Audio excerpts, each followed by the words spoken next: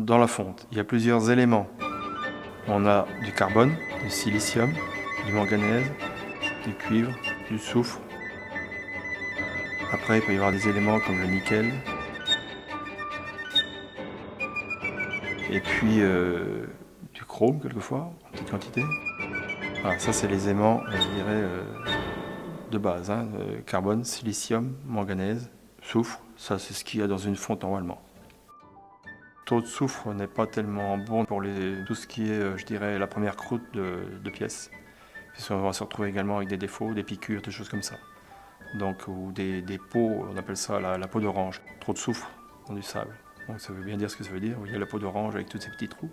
Donc ça peut faire pareil sur une pièce. J'ai vu des pièces moi, qui étaient complètement couvertes de peau d'orange, mais abominables, on ne pouvait rien faire avec. Hein. Et en plus, à l'époque, c'était pour le nucléaire. Alors imaginez-vous, c'était même pas la peine de leur présenter. Hein.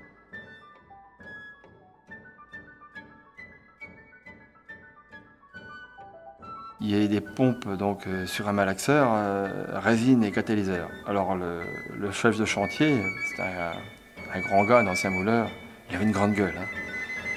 Et il a toujours raison. Alors, il tournait les pompes de malaxeur. Oh, le sable ici, le sable dessus. Oh, allez, hop, vas-y, je te montre le taux de catalyseur, je te montre le pot de résine. Il ne savait plus ce qui montait, ce qui descendait.